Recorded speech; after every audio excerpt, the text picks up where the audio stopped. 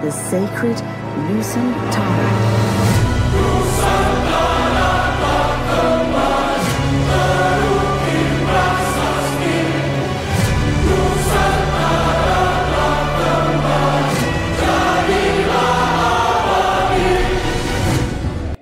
Om Swastiastu, kembali lagi di channel Santi Dharma Chandra. Kali ini Santi berada di Mengui, Badung, tepatnya di Banjar Pegebekan.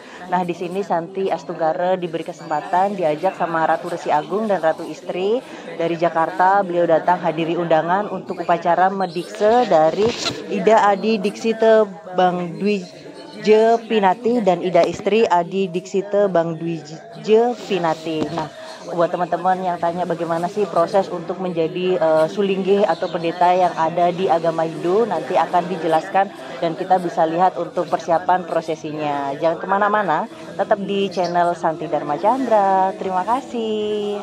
Jadi buat teman-teman nih yang penasaran bagaimana sih proses untuk menjadi seorang sulinggih atau pendeta yang dihormati di kalangan umat Hindu. Nah, di sini ini adalah tempat untuk medikse beliau, prosesi beliau untuk lahir kembali Dwijati, yaitu kelahiran yang kedua. Jadi nanti ada nabe juga seperti itu. Nah, nanti untuk lebih jelasnya bisa dijelaskan oleh Ratu Resi Agung. Jadi buat teman-teman, kita semangat belajar di agama Hindu. Terima kasih buat masyarakat di Mengui. Santi boleh diizinkan buat hadir dan menyaksikan acara yang luar biasa ini. Buat generasi muda Hindu, kita bisa lebih belajar dan mengenal. Terima kasih. Om Swastiastu. Om Swastiastu. Kembali lagi di channel Santi Dharma Chandra. Astunggara sekarang Ratu Resi Agung sudah ke Bali, ketemu lagi di Bali. Swastiastu. Bagaimana kabarnya Ratu Resi? Luar biasa. Astunggara tetap sehat nggih? Sehat. Baik. Jadi untuk teman-teman, hari ini Santi mengikuti arah proses bagaimana menjadi sulinggih nggih di Mengui, medikse.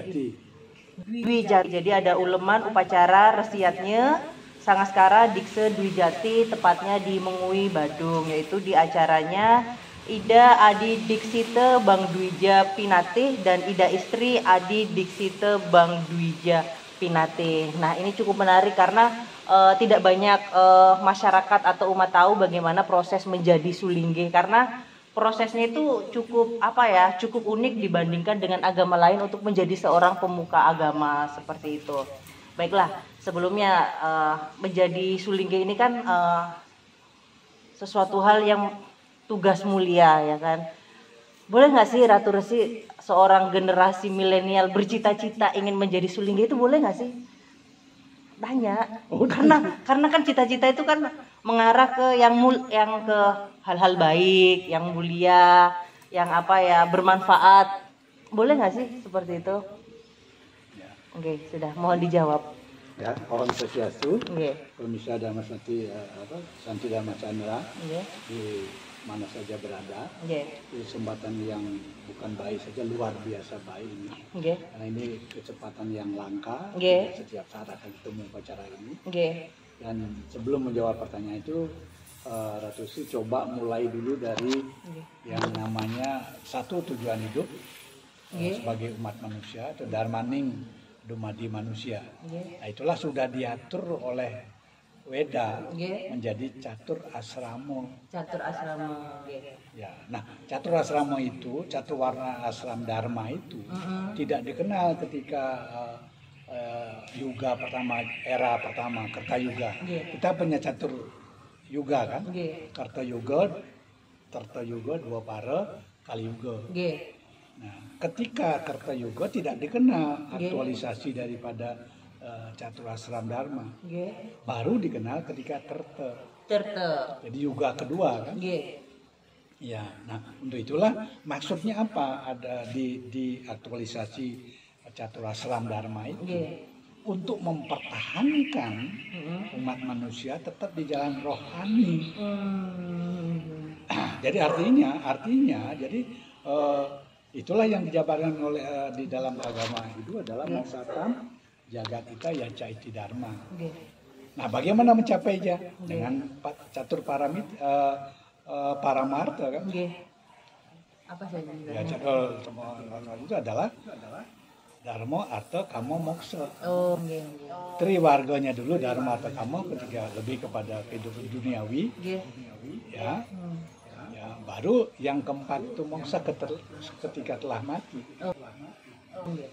Nah, artinya sebenarnya Weda mengarahkan kepada umat manusianya melakukan 4 tahap kehidupan itu. Nggih.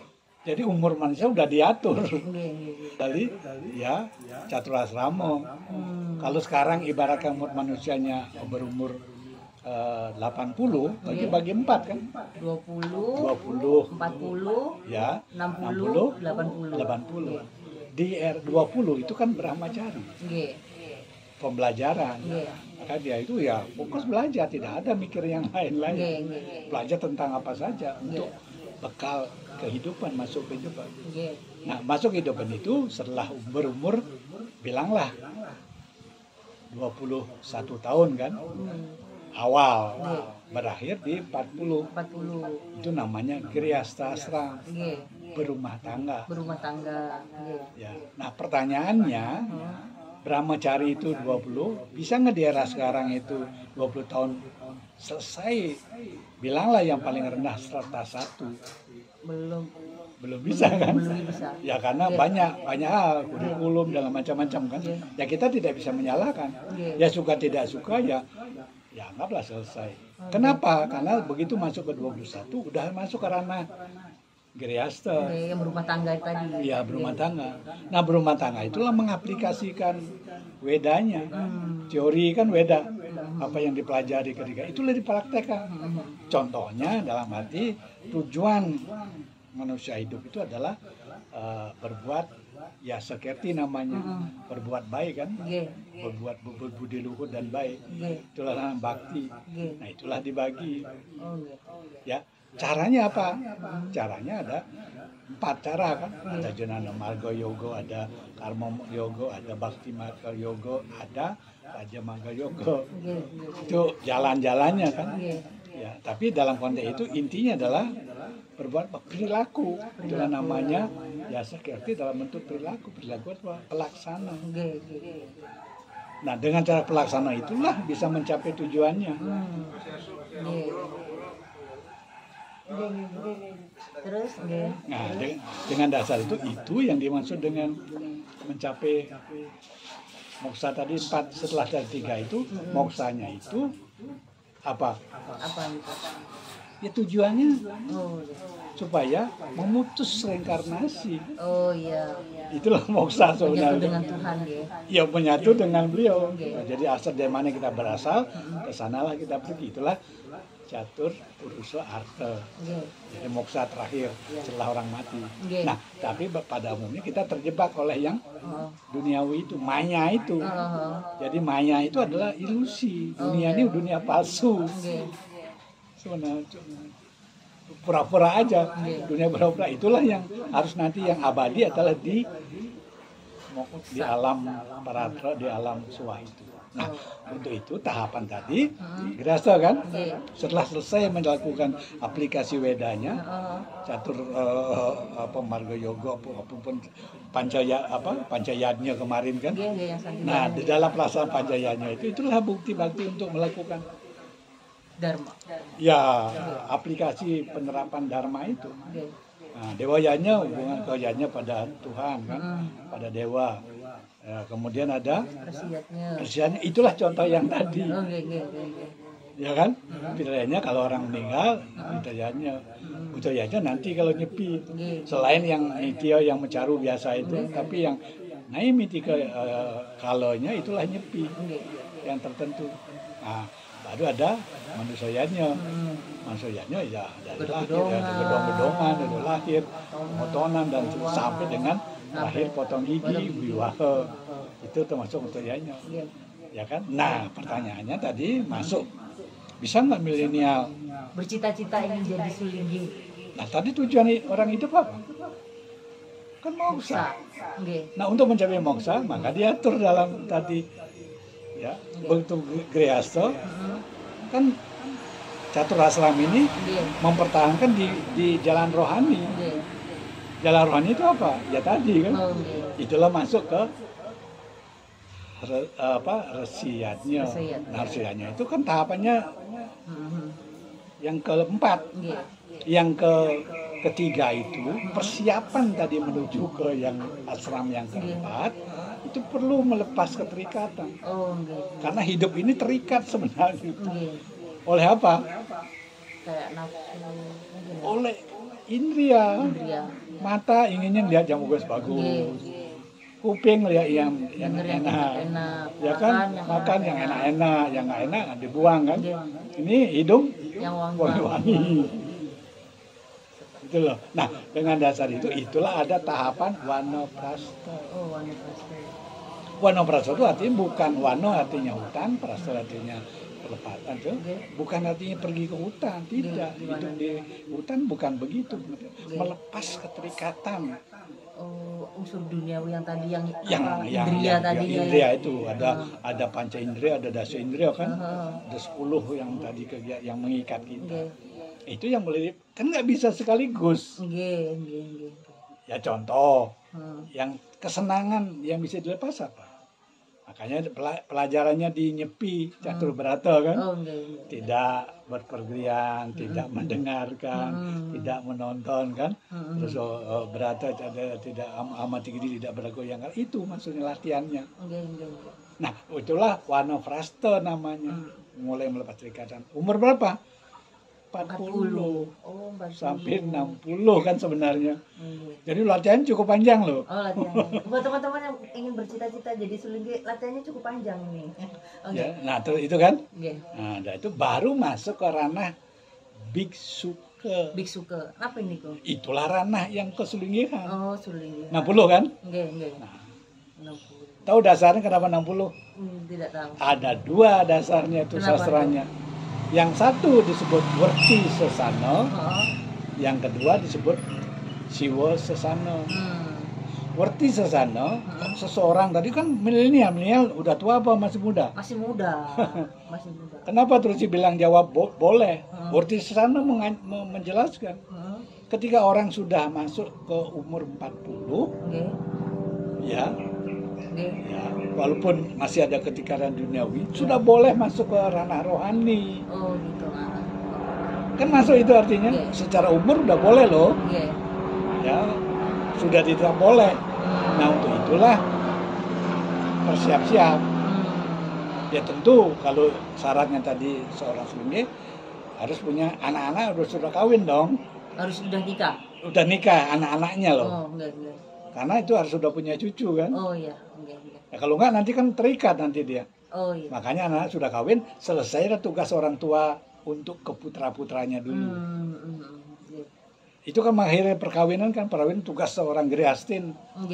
Setelah itu tugas baru bisa masuk ke ranah tadi persiapan ke, makanya umur 40, kalau dia kawin tadi di umur 2, bilanglah 22, 23. Berarti sudah punya putra 17 kan.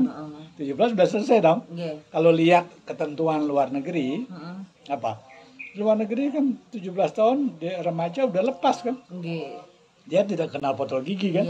Tapi umur 17 lepas, dia sudah keluar dari tanggung jawab orang tua. Ampun. Sudah. Nah, dengan dasar itu itulah setap. Jadi bukan tidak boleh. Boleh, tapi itu sudah digariskan, tapi penuhi. Untuk masuk kepada sulinggi ada 3 tahap. Apa? Amrih wese. Amrih wese itu apa? Rubah perilaku. Terus? Ya kan? Kedua amrih wase. Rubah penampilan. Lo nggak bisa dong, udah jadi sulinggi masa penampilan masih milenial. Oh iya. Udah sulinggi udah penampilan. Tadi kan dengar kan? Tadi Sandi dengar kan sulinggi yang bicara itu kan? Itu loh. Nah proses yang tadi tahu berapa tahun beliau? Berapa? Oh beliau masih bagus karena ada tahapan yang formal. Terus lebih sulit karena tidak ngikutin alur sekolahan. Sekolah sulinggi beliau kan ngikut alur sekolah sulinggi. Ada sekolahannya loh ya. Nah dengan dasar itu amrih wase. Jadi rubah perilaku, rubah penampilan. Nah kurang lebih rubah penampilan itu apa? Rambut. harus panjang rambut supaya bisa diikat tadi. Nah yang tadi calon diksanya tadi udah bisa rubah kan? Tapi perucutnya di mana? Perucutnya di mana? Di belakang. Di belakang karena masih pemangku. Oh gitu. Beliau belum bisa di tengah. Karena belum proses dui jati tadi. Belum proses dui jati. Kan Itulah sore, mindahin. kan? Nah itulah mindahin perucut. Oh, Ya. Ya mestinya tadi beliau kalau kemarin beliau nyederaga, pagi sudah dimandiin. Ya, di situ sudah dipindahin perucutnya. Oh, begitu. Berarti sudah sulingge gitu. Sudah tinggal proses di diksanya saja. Oh, enggak. Tapi itu dibangun kalau Turki kemarin begitu semalam ya. Itu namanya daraga. Pagi-pagi dibangunkan oleh Guru Waktra, disiram, dimandiin secara mandi sulingge. Itu langsung itu udah perucut. Siaplah dui jati. Kalau tadi kan belum kan. Nah kapan itu kita nggak tahu, itu Desa Mawacara namanya. Ya. Nah dengan dasar tadi proses amrih waso, amrih weso, dan baru amrih haram. Amrih haram. Tahu amrih haram? Apa itu? Berubah nama. Oh perubahan nama. Nanti itu adidiksitanya hilang nanti. Oh yang di sini nanti diganti berubah nama baru. Ya itu tentu apa gelarnya Resi, apa gelarnya Empu, apa gelarnya apa kan? Oh gitu. Kalau namanya dari itu Duaja itu pasti Resi. Berarti apa maksudnya yang ngasih nama baru itu siapa? Nabenya. Oh nabenya. Kalau tadi kan Guru Wakta yang ada yang bagian paling ujung itu Guru Wakta. Yang ngajarin materi Wedanya Guru Wakta. Yang nanti menapak itu memberikan, menghidupi, mengerohi itu Nabi. Oh, Nabi. Itulah memberi nama. Oh gitu. Contohnya Ratu Resi dulu nama sebelum menjadi sulingge siapa? Anak Agung Gede Asmara. Anak Agung Gede Asmara. Pas setelah jadi sulingge siapa? Ido Resi Agung Jambi Dharma Genti Kanaka. Oh, jadi diganti setiap yang jadi sulingge itu ada nama baru. Ya, berarti. itulah pepasih Abhiseka, nama Abhisekanya. Ya. Itu yang memberi adalah Nabi. Bukan Parisada, bukan yang lain. Oh, gitu. Berarti Nabi yang akan memberikan itu. Apa namanya? Nah, sekarang kan udah ada bocoran tuh kan? Duaja Pinate. Ya. Sebenarnya sebelum Amrih Weso nanti, Amrih Haram tadi tidak ada bocoran itu. Oh, ya kan? Tapi ini kenapa? Karena ada aturan yang dimiliki oleh internal ya sekolahan itu gitu loh. Jadi terus tidak bisa mencampur, itulah aturan yang ada di sana. Ya, nah itu. Nah, setelah itu resmi. Itulah baru pengukuhan. Ya, tapi gelar itu aplikasinya belum bisa sebelum Ngelingi yang Weda namanya. Dari hari nanti ada waktu lagi untuk menggelar Weda. Jadi beliau kan baru didiksa aja tadi kan, nanti ya. Nanti ada hari yang ditentu, apa seminggu, apa 2 minggu, apa sebulan. Kalau terus lama karena dulu tidak sekolah tadi 3 tahun baru terus bisa Ngelingi yang Weda. Makanya orang kaget kan, benar nggak itu kan tanya kan. Sebelum Ngelingi yang Weda tidak boleh tidak boleh ngegelar puja. Puja mantra tadi ngelendeng apa-apa belum bisa. Ngelingi yang Weda dulu. Ya, sudah ngelingi Weda sudah boleh ngegelar Weda, baru ada proses yang terakhir. Namanya mau pulang lingga. Artinya itu syarat ujian akhir. Praktek tadi, teori praktek sudah, kan prakteknya udah ngelar Weda, baru ngegelar itulah baru namanya siap ngeloko Pales Raya. Baru Parisada punya kewenangan. Setelah Ngelingi yang mempulang lingga, Parisada memberikan piagam, baru keluar sertifikat sulingginya. Nama tadi yang disita, tapi piagamnya itu keluar pada saat mempulang lingga. Mempulang lingga itu artinya itulah sudah siap meloko Pales Raya. Jadi udah boleh muput ke mana-mana upacara tadi. Itu loh, gelar resmi. Itulah proses untuk menjadikan seseorang dwi jati. Nah yang tadi Wurti Sesana umur 40. Siwa Sesana umur 60. Kalau tadi berapa beliau itu? Beliau berapa? 67 tadi kan? 67. Berarti masuk ke kategori yang Siwa Sesana. Nah, artinya suasana itulah kenapa? Itu kan masuk ke satu asrama kan umur berapa? Umur 60 tadi kan? 61 baru itu masuk ke ranah biksuke. Kenapa diberi batas waktu itu? Nggak tahu. Tantangan untuk masuk di jalan rohani gampang apa sulit? Sulit sih. Nah, kalau sulit, tantangan yang terberat oleh siapa? Ya mungkin dari masyarakat. Mungkin. Oleh yang bersangkutan kan? Contoh, banyak kan sekarang yang di era milenial ini, ada yang Sulingge, kemudian ada kemarin ada viral apa itu, ya. Contoh misalnya umum. Ya. Berarti jadi Sulingge itu harus benar yang tadi disaksikan banyak masyarakat, disaksikan dengan Sulingge lain, terus apa diakui juga dari PHDI, bukan yang mencetuskan diri aku sekarang udah Sulingge ngasal gitu, nggak bisa gitu? Tidak dong.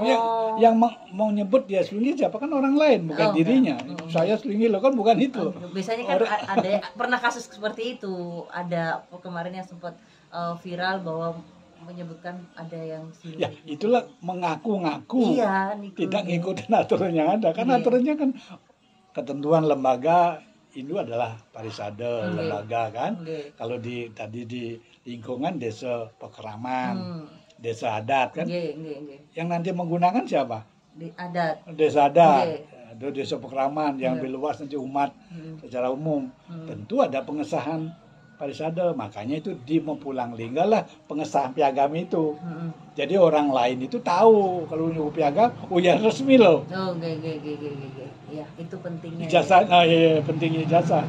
Jadi piagam itu merupakan ijazah. Nah, dengan dasar tadi, ya selesailah tadi sudah rangkaiannya. Jadi tahapan persiapan, pelaksanaan tadi, dan sesudah pelaksanaan itu mempersiapkan diri untuk pengakuan tadi. Ujian akhir loh ya.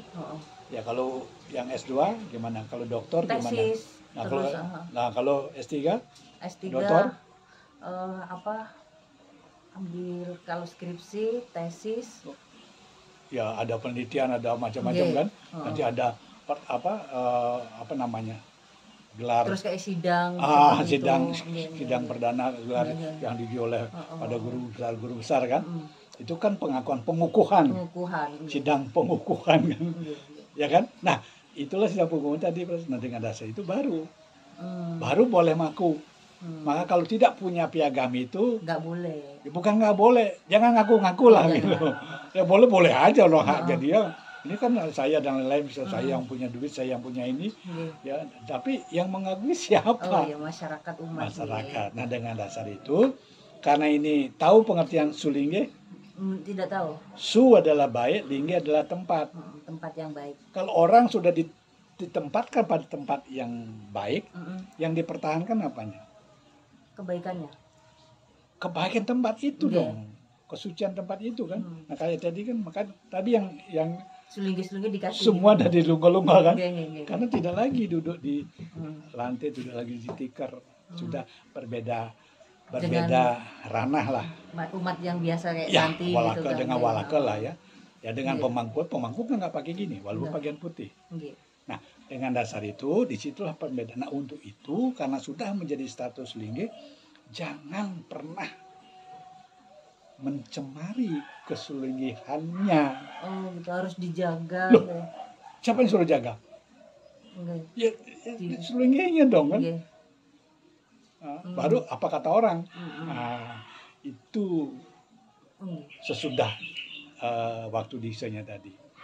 Ya, nah dengan tadi supaya bisa nyambung dengan pertanyaan tadi. Ya, kalau seperti itu aturannya, seperti itu sastranya, seperti itu yang Weda menuntunnya.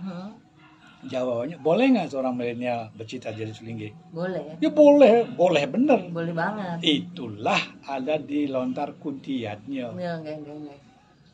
Mau tahu? Gimana nih tuh? Manusia sejati adalah manusia dwijati. Manusia sejati adalah manusia dwijati. Kalau gitu gimana? Ya boleh banget nih. Artinya umat ini wajib dwijati. Jadi dwi itu bukan hak seorang wangsa kasta Brahmana, kasta kesatria, kasa wesya maupun sudra. Jadi umat Hindu wajib Dwi Jati. Nah pertanyaannya, apa semua umat punya kesempatan untuk Dwi Jati? Tidak. Nah kalau tidak gimana? Harus kita jadi yang terbaik. Bukan. Gimana? Itulah ketika matinya ada proses Dwi Jati. Namanya pengaskaran. Oh gitu. Besok, nah kalau Santi bersedia untuk hadir, Napi Trianyo, itu ada pengaskaran nanti. Siap. Hadir. Jadi itu bisa nyambungin, oh ini loh, kalau nggak bisa Dwi Jati ketika hidupnya, ketika meninggal ada penggantinya. Walaupun tidak seperti Dwi Jati ketika orang hidup. Nah, Ratu Resi, Santi kan tanya nih, Santi kan sebelumnya di agama yang dulu sama sekarang, bukan kita membandingkan untuk proses menjadi pemuka agama, tapi ada yang unik. Kalau di agama Santi dulu kan ya udahlah belajar, yang gini udah selesai gitu kan. Tapi kalau untuk jadi sulingnya kenapa harus ada istilah mati dulu kayak gitu, yang kayak tadi ada ruangan tempat tidur kayak dimatikan dulu, itu biar apa sih kayak gitu-gitu? Itu kenapa harus ada proses seperti itu? Ya tadi Dwi Jati itu apa? Kelahiran kedua. Ya kelahiran yang kedua kan. Kalau kali kedua melewati mati nggak? Enggak. Nah kalau nggak mati gimana mau lahir? Oh gitu. Tapi kalau mati beneran gimana? Loh, itu mati beneran kan itulah karma ya. Okay. Memang tidak menutup kemungkinan ada seperti itu. Maka orang ngeri. Oh iya, makanya. Takut orang melakukan Dwi Jati karena ada prosesnya daraga itu. Itu tantangan yang terbesar. Ibaratkan kita melobati lewat lubang jarum. Oh kayak benang jarum. Loh, artinya apa? Orang ada yang benar bisa mati beneran ketika itu. Oh, makanya itu yang cukup cukup nggak sembarang orang bisa melakukan itu. Itu gitu yang dimaksudkan. Jadi ya tantangan yang puncak gitu. Oh gitu. Ya. Tapi kalau untuk jadi suling itu harus suami istri nih? Oh iya. Nggak boleh sendiri? Nggak, kecuali dia dari awalnya dia Nyuklo Brahmacari. Oh, belum pernah menikah. Kayak Bisma. Bukan belum menikah, jadi tidak akan tujuan untuk nikah. Oh gitu. Itu namanya Nyuklo Brahmacari. Kalau sudah namanya kawin Geriaso tadi kan punya istri. Oh iya. Swalo itu dan lain-lain. Nah artinya yang tadi itulah yang tidak bisa disamakan. Kalau sudah namanya di Hindu, mengaku sudah memikul tugas tanggung jawab sebagai pemuka agama, harus benar-benar berbeda dengan walakonya. Kalau nggak gimana? Karena itu atas nama Tuhan. Ya itu nanti ada ngeragang Siwo yang akan diligikan Siwo. Siwo kan pengejuantahannya Sang Hyang Widi. Jadi tidak bisa dibanding-bandingkan. Ya tidak bisa disandingkan. Yang mereka masih punya jalan kan. Dan kita di sini ya itu. Karena status itu yang harus dipertaruhkan. Nah terus? Nah satu lagi nih pertanyaan. Kan kemarin itu Santi tuh pas awal-awal masuk Hindu tuh bingung jujur. Kenapa sih harus manggil pemuka agama harus ratu? Ya kan padahal laki-laki. Kenapa nggak raja ratu gitu kan? Contohnya kayak Ratu Resi Agung, terus kemana lagi ada Ratu Resi Bujanggel, ada Ratu Pedanda. Santi mikir, kok ratu ini siapa? Kok nggak raja? Kenapa nih kok? Kenapa nggak raja? Kan ratu kadang identik dengan perempuan nih kok. Ya status ya. Status feminim atau. Makanya kan banyak, jadi kayak Santi itu nulis status misal di WhatsApp, kan teman-teman saya ada yang non Hindu banyak ya. Bersama Ratu Resi Agung. Itu kan laki-laki, kenapa dipanggil ratu? Nah itu bagaimana nih kok? Mulai kapan jadi bisa berubah kami? Makanya itu kenapa nih kok? Ya sekarang kembali dulu ke istilah. Kalau raja itu pemimpin kan? Raja pemimpin. Pemimpin agama apa pemimpin umat? Pemimpin umat. Agama. Raja enggak, pemimpin di kerajaan. Ya pemimpin raja tuh umat itu kan manusia. Rakyat kan, pemimpin rakyat, umat dalam arti kepemimpinan, kepemimpinan dalam arti sosok yang perlu diikuti dalam arti ya kehidupan skala ini. Kalau tadi kan agama dalam bentuk yang rohani kan, ini kepemimpinan Sulinggi itu kepemimpinan rohani. Kalau ini kepemimpinan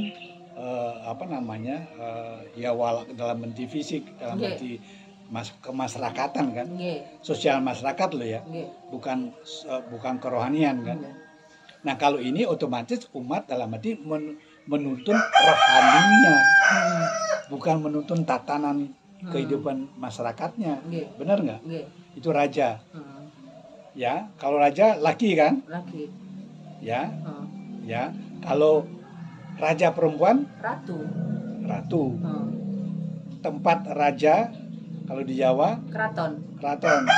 Asal keraton itu tahu? Keratuan.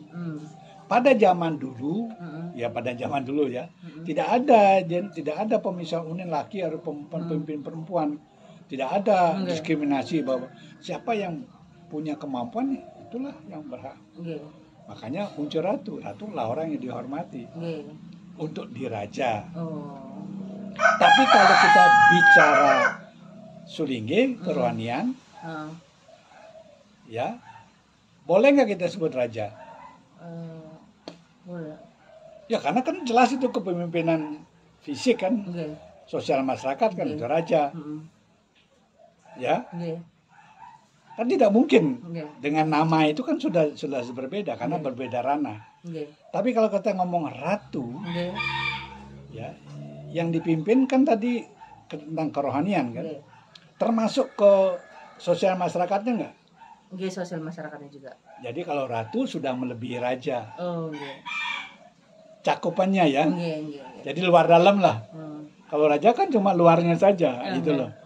Kalau ngomong raja ya pasti kepemimpinan saja. Tapi kalau ratu dua-duanya. Semuanya. Luar dalam. Nah, apapun bentuknya pasti beliau sudah meliputi. Jadi yang tadi sosial masyarakat misalnya rumah tangga. Pusing.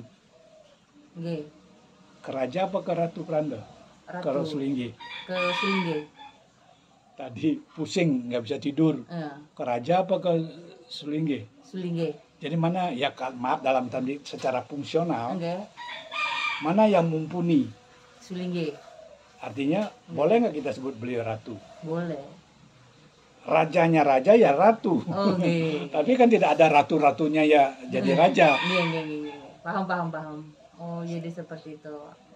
Paham? Jadi kalau ratu berarti yang di Bali biasanya untuk ratu memang udah Sulinggi karena sudah ke dalam. Sudah ke rohani kan. Itu maka tadi tahapannya kan sudah tahap biksuke kan. Beliau sudah tidak terpengaruh oleh itu.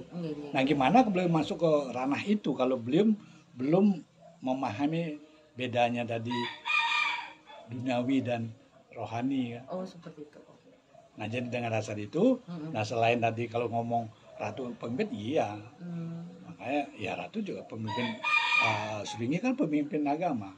Agama adalah lebih banyak ke rohani kan. Ya, walaupun tidak lepas dari yang tadi lahiriahnya. Tapi itulah prosesnya 4 itu.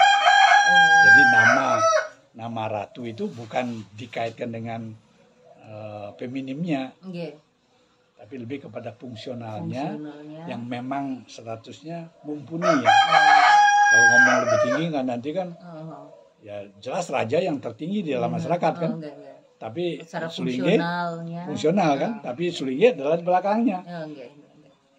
Raja boleh nggak dinasihati oleh menteri? Yang bisa nasihat raja siapa? Sulinggi. Makanya Bhagawanto itulah penasihatnya raja.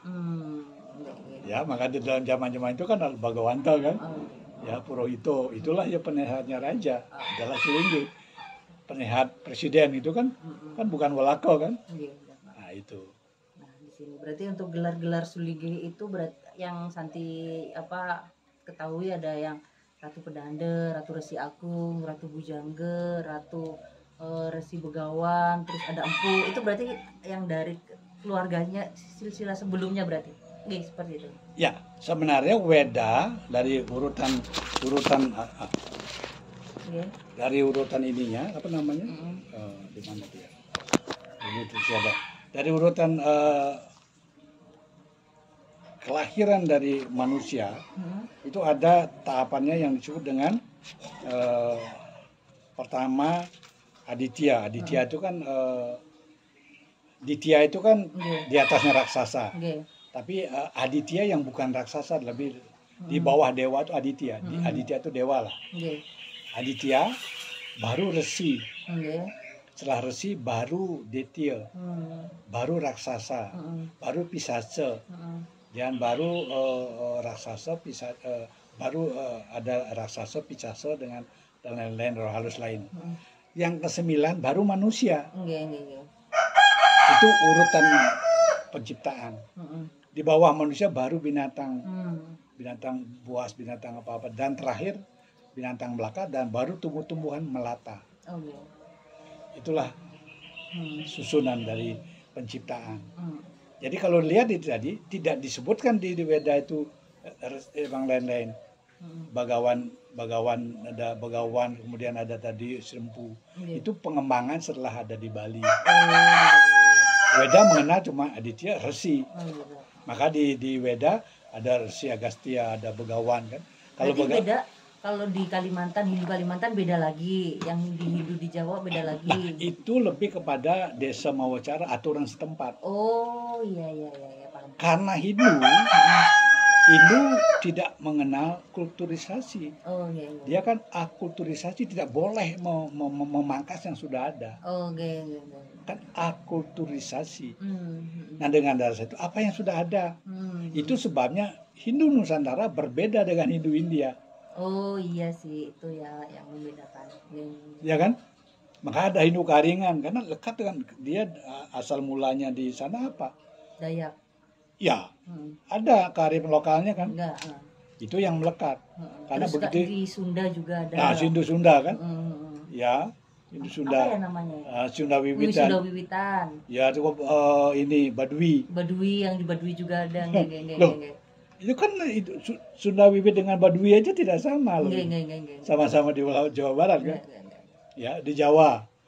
Kejawen. Ya, Kejawen. Kemudian sekarang di Jawa juga banyak juga kan ininya. Jadi kulturnya. Menyesuaikan apa yang di sana. Nah, di Bali makanya ada peninggalan Wangsa tadi. Wangsa. Nah, Wangsa itulah menurunkan. Sebenarnya maaf dalam tanda petik, peranda yang ada di Bali itu kan warih atau keturunan dari Empu siapa? Enggak tahu. Ya. Betara Sakti Bawarau siapa? Kan Dang Hyang Dwi Jendra. Udah yang Dwi Jendra yang dari Majapahit ke Bali. Ya, Majapahit kan.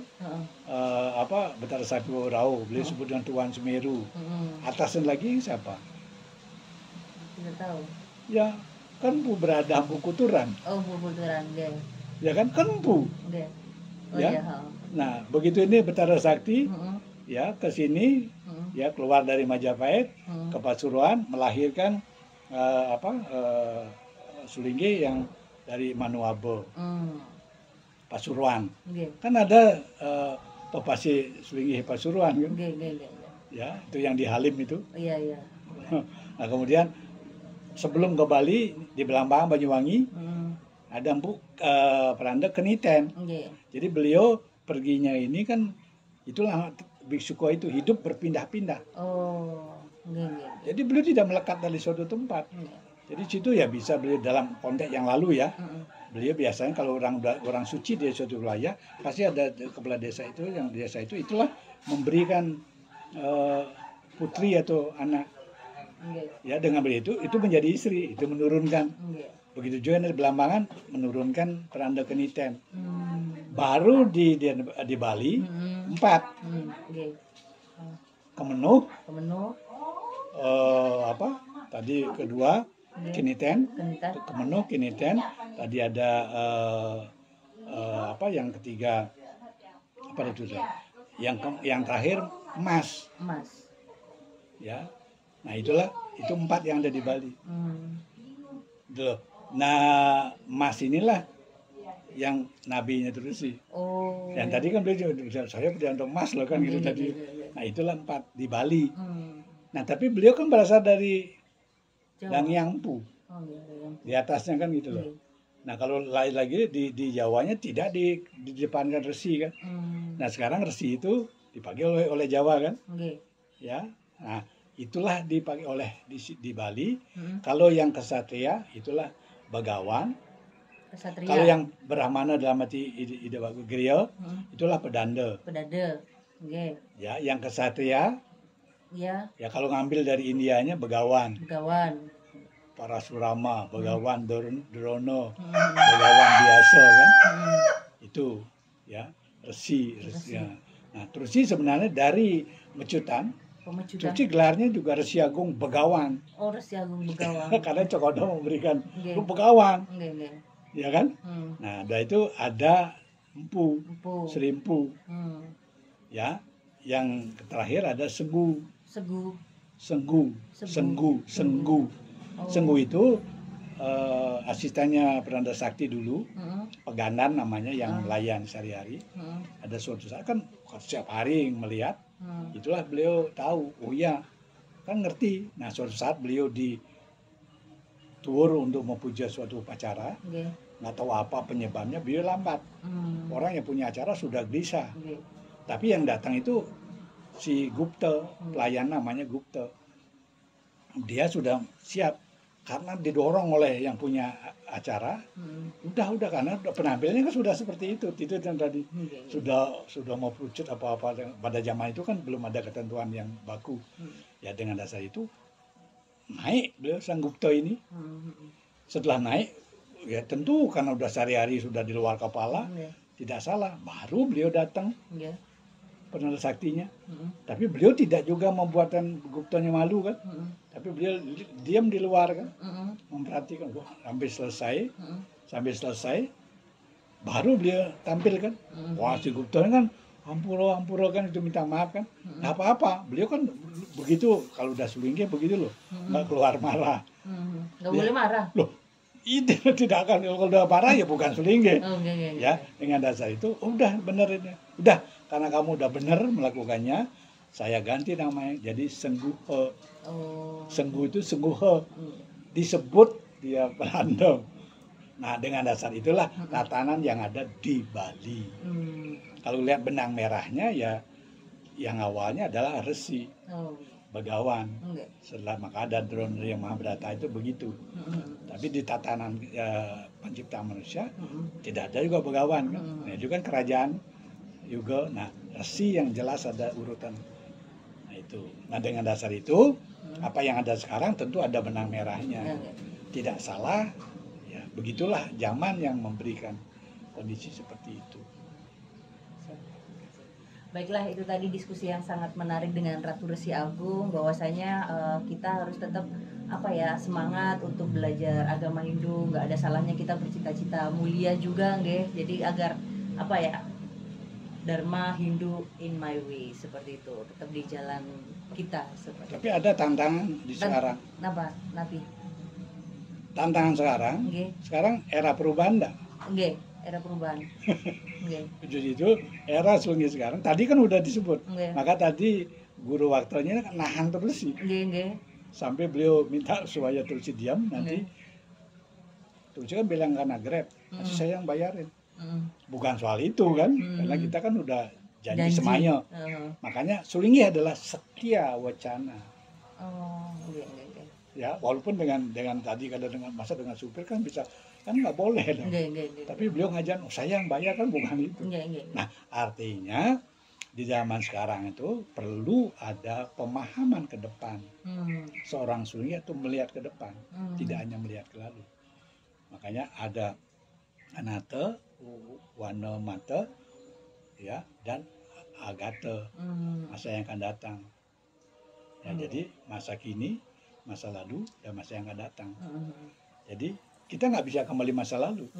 Selalu kita berpikir ke depan. Nah sekarang itu adalah Sulinggi di persimpangan zaman. Persimpangan zaman gimana nih Kak? Karena boleh nggak membawa masa lalu ke masa depan? Tidak boleh. Nggak bisa. Gimana mau cerita kalian milenial? Dia nggak ngerti. Makanya perlu Sulinggi sekarang itu tidak hanya memahami tentang masa lalu, tapi harus memahami masa kini. Untuk mengarah ke masa depan. Makanya Sulinggi sekarang itu lebih sulit daripada Sulinggi yang Iya sih, tantangannya tantangannya loh ya. Nggih. Tidak merendahkan maksud yang Sulinggi yang lama, tidak. Tapi itu tidak hanya ngapalin Weda saja. Harus bisa mengerti apa sih arti Weda ini kayak tadi. Kan harus menjabarkannya, karena di Weda kan tidak ada. Contoh, mau contohnya? Kenapa Sulinggi yang boleh nyetir? Nggak tahu, ini nggak ngerti. Nggak boleh, kenapa? Ya pada zamannya AWKW itu kan belum ada mobil. Oh, enggak. Belum ada motor. Tentu tidak perlu dibuatkan itu.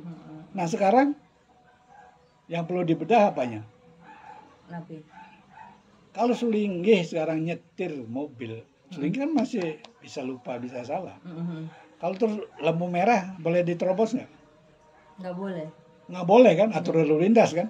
Tapi namanya dia beranda lupa, terobos, ditilang nggak sama polisi? Ditilang. Ada nggak Sulinggi yang harus masuk ke urusan hukum ke polisi? Oh iya. Oh, nalarnya seperti itu. Enggak. Jadi iya.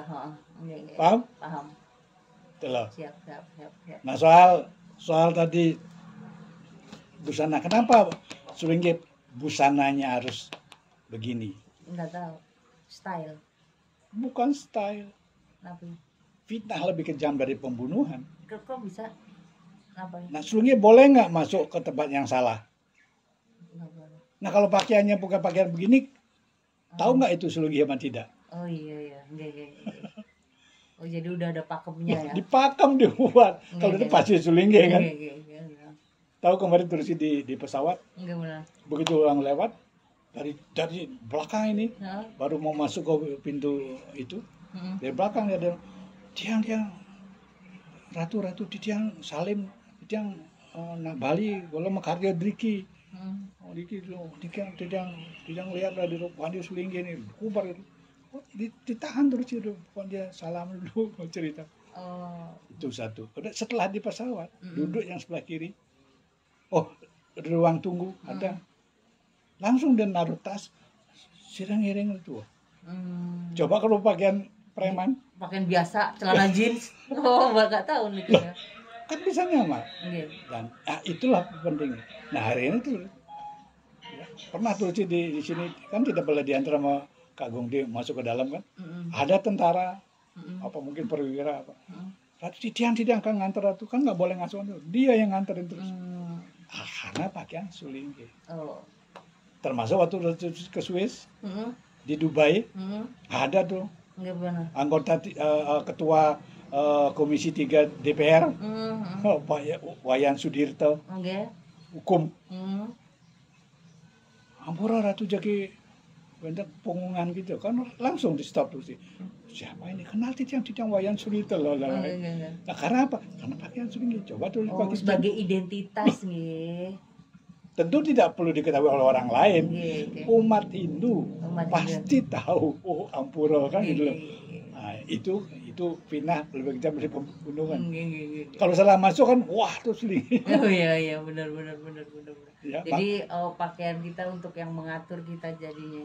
Sesano itu namanya. Makanya kalau udah Sulinggi pakai sesano Sulinggi, jangan pakai sesano Luaga. Ampura lagi satu contoh yang viral yang lalu. Walaupun beliau adalah suami istri. Kan tidak patut loh. Ya kalau beliau dilakukan di rumah kan tidak orang tahu. Tapi karena tempatnya salah di publik ya. Kan itu tidak sesama soal Sulinggi, paham? Oh ya paham Pak. Itu sebabnya Amriharan, Amriweso perilaku tadi, Amriharan, Amriweso perilaku penampilan Amriharan. Nah dengan dasar itulah sudah harus dipegang identitas. Tidak boleh dilanggar, tidak ada yang bisa. Paham? Itu loh. Itu persimpangan zaman. Jadi bisa mengantar yang lalu ke masa kini dan melewati masa kini ke masa depan. Itulah tantangan jadi Sulinggi di era persimpangan zaman.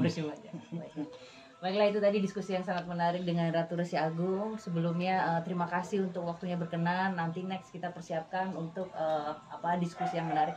Mohon ditutup dengan doa Ratu Resi, semoga channel Santi Dharma Chandra ini bermanfaat buat umat Dharma atau masyarakat yang ingin belajar agama Hindu. Seperti itu. Mohon ditutup dengan doa. Karena tadi Santi mohon dengan doa, tentu terus harus sebagai sesado Sulinggi harus mengucapkan doa kan. Yeah. Doa tidak hanya harfiah tapi juga Tursi harus minimal mengambil anugerah itu, karena disitulah makna doa seorang Sulinggi. Ayo Redi itu adalah 7 kualitas manusianya itu udah tidak memandang si A si B, tidak juga memandang itu harus umat Hindu dan bukan umat Hindu. Jadi puja Sulinggi itu universal. Nah itu kami sama suami jauh cani tangkara mamu jasa ulung cani suami jaga nadi tangkara buang suami sadhuan masuk dan maswaka manu graka manu haram dewa datu harcanam sabu janam nama sonu grakam dewa dewi masih dia istri juga gering graka gering ngayu werdi aso werdi prajnan sukosliam darmo santana urica santu te sabto daya wong yato merusita dewa jawat gangga maitali candarko gagana tawa wijayam bawet wong jeriga suta dong subama suta wong siwan bang suwan sabto di astuta da suaka om santi om